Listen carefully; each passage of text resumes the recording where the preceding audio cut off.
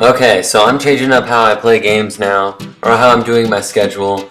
I'm gonna probably wait, 3 or 4 games until I reach a key game, and I'll just click play next key game because I want to just get through this season as quickly as possible. And as you can see, I skipped those 2 games, and we actually got wins, and that is nice. Yo, we're gonna lock up Pierce all night, fellas. No room to move. Let's make it happen and get this win. Yeah, we are. We're gonna lock up Pierce in this game, and yes, that would be a good win. And look at the record. The record is 6-2, and we're doing pretty good with I'm doing pretty good with the Raptors so far. And I did change up the titles for these videos. I abbreviated it to Road with the Toronto Raptors, so RWTR. I abbreviated to those letters just because it was kind of a long title, and I don't want a huge long title on all the videos. So that's what I did with the title. But yeah, and we're going up against the 2013 Celtics, the old Celtics before they made that trade. And yeah, and the Celtics are probably going to be pretty good in that season if they didn't lose Rondo. I think they would have done a lot better in the playoffs. But they did actually they did lose Rajon Rondo to injury, and that really hurt them. Even though they started playing even better without Rondo, they still really needed Rondo.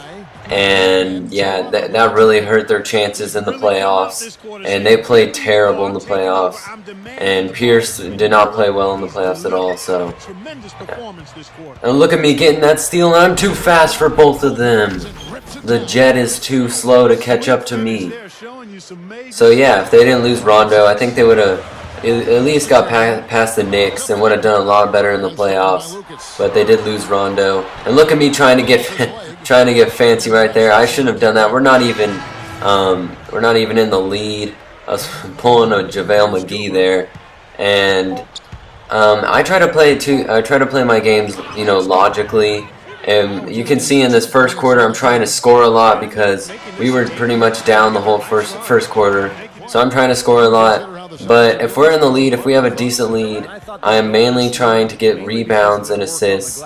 And normally I will just try to get points and assists and not really focus on the rebounds. And I should definitely start focusing on the rebounds more than I am. And yeah, that's what I'm trying to do, is focus more on rebounds and doing everything else like that. Now the Celtics, I did say that they would be a pretty good team. They will be a good team, and look at that, almost a nice windmill dunk, but I get fouled. They'll be a better team than people think, but they're not going to be. I don't think they're going to make the playoffs. They might prove me wrong and they make the playoffs. That would be a huge surprise if they make the playoffs. But it is the Eastern Conference, and with the Eastern Conference, things are pretty much wide open, except for this year. There's actually quite a few great teams going up in the Eastern Conference. So the Celtics are going to have a hard time in the Eastern Conference this year. But look at that cross-court pass to Kleza. Oh, what a pass to Kleza. And right there, oh my gosh, Bargnani passes it back to me, and makes me turn the ball over. And that was really stupid because I should have known that Bargnani is not just going to pull up from 3. That's what I was thinking he was going to do, but he did not just pull up for 3. So yeah, Pierce, Garnett, and Terry are at the Brooklyn Nets, and they also got Jason Kidd as coach. So I don't know how all that's going to work out. They probably won't have the greatest start to their season. And I see DeRozan, and I'm throwing the lob to DeRozan. Oh yes, what an alley-oop. DeMar DeRozan. Oh yes, that is such a nice alley-oop there. And yeah, so the Brooklyn Nets, they're going to be a playoff team, and they're not going to be, of course, the best because the Heat are in the Eastern Conference, but they're going to be a good team. They're looking for the championship, and they're going to be a lot better this year than they were last year. They have a lot of nice players, and yeah, and I already covered most of this in a video before, so I don't want to talk about it too much. And now I'm going to continue what I was talking about in the previous video, and that is the changes needed in NBA 2K14. And let me just start off with the obvious.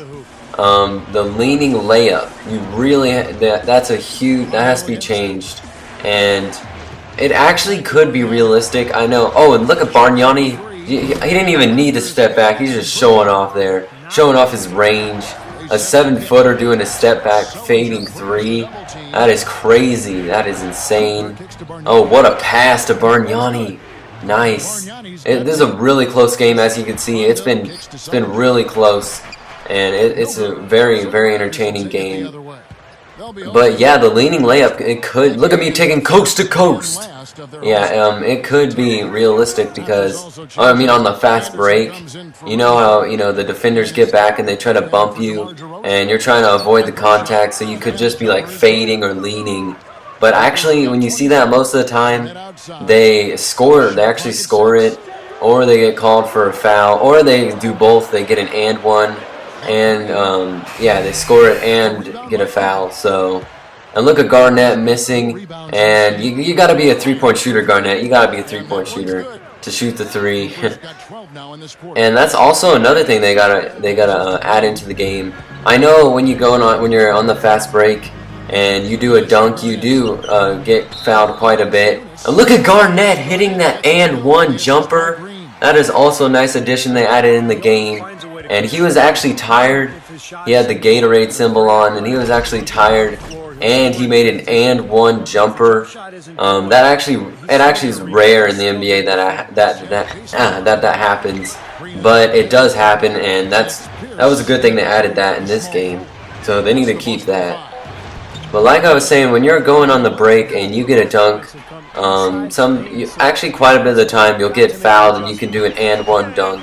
But whenever you do a layup, it's either you make it or it's like they force you into some really bad shot and you miss. So they really, there's a lot more and one layups in the NBA that happen. And look at that! What was that? What kind of turnover was that?